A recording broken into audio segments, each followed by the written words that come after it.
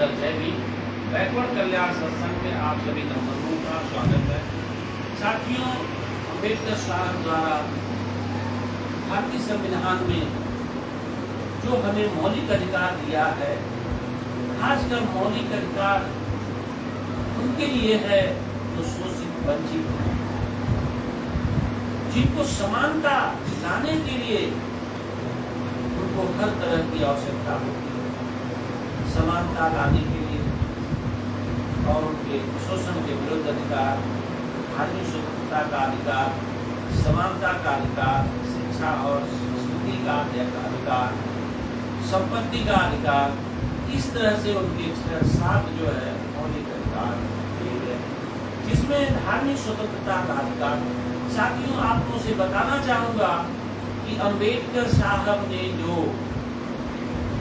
Subject, जो विषय आपके सामने स्वतंत्रता का दिया है, वह फ्रीडम नहीं है।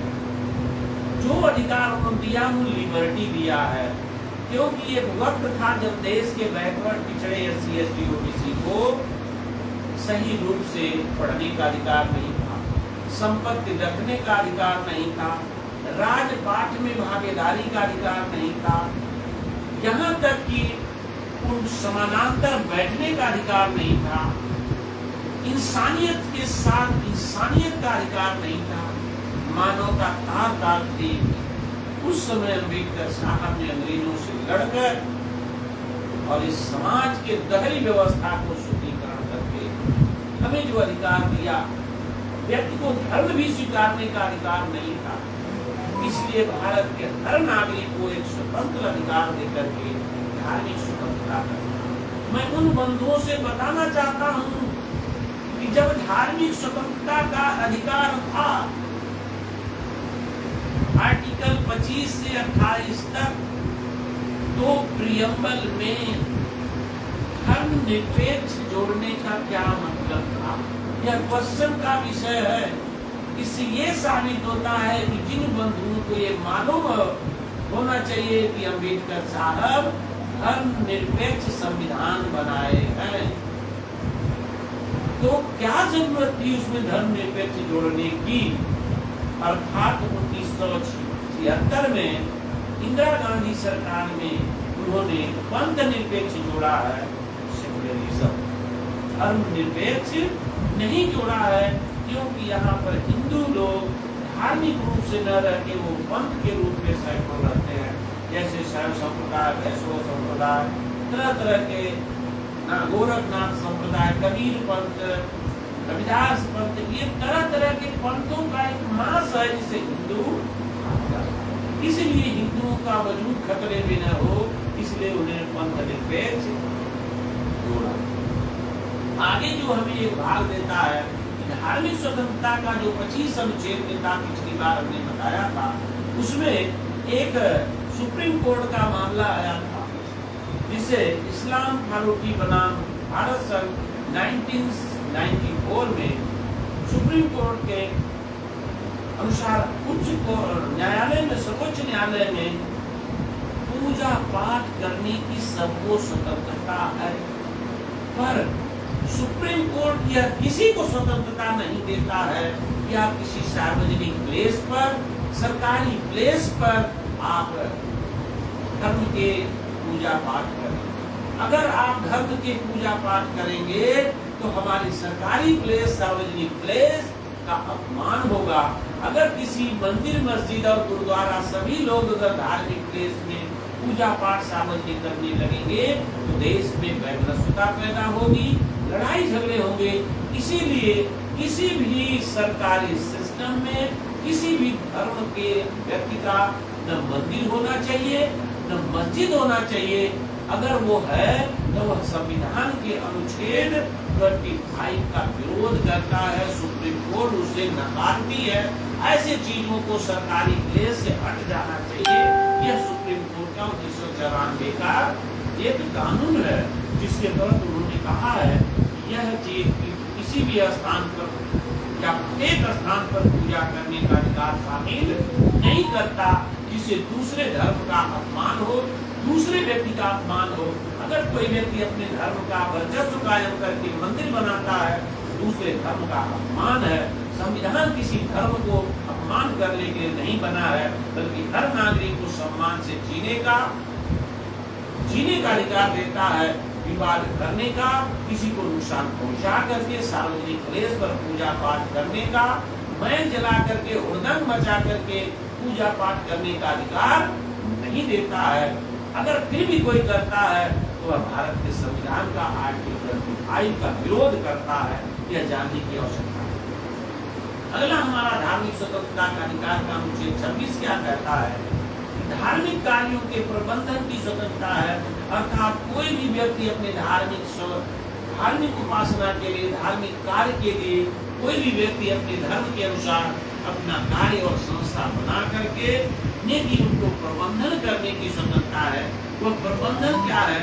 लोक व्यवस्था, यानी जो धर्म के लोग हैं वह लोग अपनी व्यवस्था कर लें, सदाचार और स्वास्थ्य से अधीन रहते हुए, अर्थात कोई भी ऐसा कार्य नहीं करेंगे जो स्वास्थ्य पर नुकसान करे। जैसे जल में, ठंडे जल में खड़ा होना स्वास्थ्य के लिए हानिकारक है, धूप में रह के पूजा पाठ करना हानिकारक है, घी जलाना हानिकारक है, क्योंकि घी जलने के बाद कार्बन मोनोऑक्साइड पॉल्यूशन फैलता है।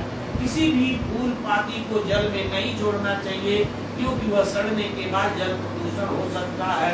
इसलिए यह करने का अधिकार नहीं है। किसी भी सार्वजनिक स्थल पर यह कार्य करने का अधिकार नहीं है। और आप करते हैं तो आप स्वच्छंद हैं कि आप अपनी सीमित सीमाओं के तहत बिना सार्वजनिक चीजों को नुकसान किए आप धार्मिक स्वतंत्रता कर सकते हैं। यह धार्मिक संप्रदाय और यह फैलाने के लिए नहीं है, बल्कि सौहार्द बना के रहने की स्वतंत्रता देता है। आगे क्या कहता है? 26 का क जो है, धार्मिक मूर्त प्रयोजन के लिए संस्थान की स्थापना और उसके भरण पोषण, लोगों के हितों को, अपने धार्मिक व्यवस्था के पालक और पोषक को भोजन और व्यवस्था करने का अधिकार देता है। कि धर्म बना लिया, 10 लोग आ गए, उन्हें पोषण न मिले तो वह धर्म नहीं चल पाएगा। उनके लिए मंडप होना चाहिए, उनके लिए सारी व्यवस्था देने का अधिकार देता है। आगे क्या उसी में कि अपने धर्म विषयक कार्यों का प्रबंधन करने की स्वतंत्रता है, यानी आप अपने धर्म के अनुसार जो प्रबंधन है वह करने की स्वतंत्रता प्रदान करता है। जंगल हो या स्थावर संपत्ति में कोई भी चीज अर्जन करके आप अपनी अस्तित्व बना करके करने की स्वतंत्रता है। इसीलिए आपने देखा होगा कि सभी धार्मिक प्लेस के लोग अधिक से अधिक संपत्ति जुटा रहे हैं। यह धर्म के अनुसार है, इसलिए अर्जन करने की स्वतंत्रता है। इसमें कह रहा है ऐसा संपत्ति का विधि के अनुसार प्रशासन करने और रखने का अधिकार है, जिसे वो अपने धर्म के पालन करता और सबका भरण पोषण और विकास कार्य में करने की उनकी स्वतंत्रता प्रदान करता है। और आर्टिकल 27 क्या कहता है कि किसी भी विशिष्ट धर्म को अतिवृद्धि करने के धर्म संप्रदाय के बारे में स्वतंत्रता है कि आप अपने धर्म को प्रमोट करने के लिए आप कार्य कर सकते हैं। किसी भी व्यक्ति को ऐसे करों का, और ये चीज है कि आप कर दे भी सकते हैं, कर नहीं दे सकते हैं। मैक्सिमम ट्रस्टियन लोग कर देते भी हैं, और ऐसे भी धार्मिक संस्थान है जहाँ कर नहीं पड़ता है। यह आप पर निर्भर है, लेकिन धार्मिक प्लेस पर कर न ले, सरकार का ऐसा प्रावधान है। करों को दे भी सकते हैं और नहीं भी दे सकते हैं, लेकिन सरकारी खर्चे पर अगर कोई भी चीज बना है तो वह उसका पैसा सरकार दे सकती है, क्योंकि सरकारी चीजों से अगर कोई निर्मित है उसका कर सकती है। आगे बाध्य नहीं किया जा सकता, जिसमें आप अगर किसी भी विशिष्ट धर्म या धार्मिक संप्रदाय की अभिवृद्धि या पोषण व्यय के लिए निर्दिष्ट रूप से नियोजन करने की स्वतंत्रता देता है। और आर्टिकल 28 कहता है कि कुछ शिक्षण संस्थाओं में धार्मिक शिक्षा, धार्मिक उपासना में उपस्थित होने की स्वतंत्रता है।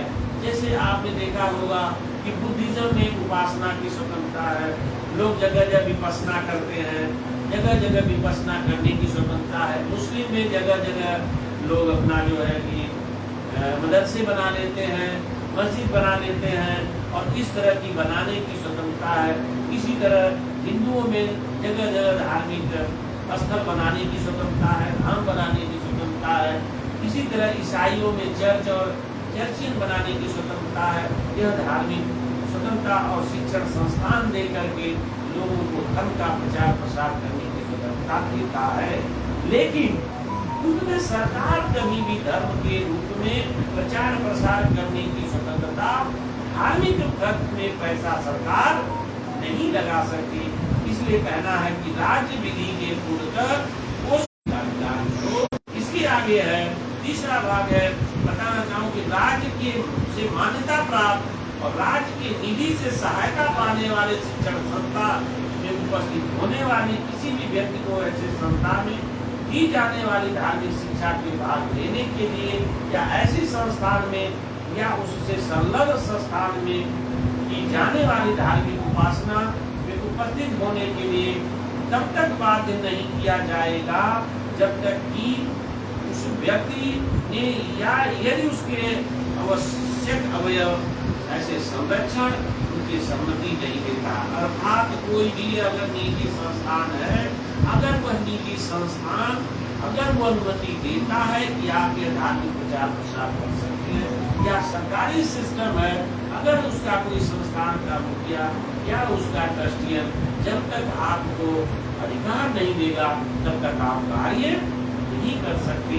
यह धार्मिक स्वतंत्रता है, यह लिबर्टी की स्वतंत्रता है और फ्रीडम की स्वतंत्रता नहीं है। जैसा फेसबुक व्हाट्सएप में चल रहा है कि दूसरे को गाली देते हैं, दूसरे को अपमानित करते हैं, यह नहीं है। लेकिन अगर कोई भी गलत कार्य उस धर्म के अंदर रहने वाला व्यक्ति की स्वतंत्रता है, क्योंकि एक धर्म वाला वह परिवार है, अगर परिवार में विषमता है तो वह अपनी विषमता को दूर करने के लिए आवाज उठा सकता है। इसीलिए आपने देखा होगा कि हिंदुओं के पोषक SC ST OBC के लोग अक्सर हिंदू की अपमानजनक व्यवहार करते हैं, क्योंकि वह विषमता फैलाने वाली चीज है। इसलिए वो कहते हैं अगर वो हिंदू से हट गए तो वह कभी भी हिंदू के विरोध नहीं कर सकते। मुस्लिम किसी हिंदू का विरोध नहीं कर सकता, बुद्धिस्ट धर्म है तो नहीं कर सकता, क्रिश्चियन नहीं कर सकता। लेकिन आर्टिकल 51 ये कहता है कि कोई भी राष्ट्र के धोखा दे रहा हो, मानव कल्याणकारी नहीं है, हितकारी नहीं है और अगर पाखंड है उस पर भारत का हर नागरिक विरोध कर सकता है। इन्हीं शब्दों के साथ आज के धार्मिक स्वतंत्रता के आर्टिकल को परिदृश्य में रखते हुए सभी धर्म बंधुओं को अधिक से अधिक इस धार्मिक स्वतंत्रता को बारे में जाने, समझे और समझाने का प्रयास करें। इन्हीं शब्दों के साथ आज संविधान के 16वें भाग में आप सभी लोगों को बताया गया। सभी को धन्यवाद। नमो बुद्धाय। जय भीम, जय भारतीय संविधान।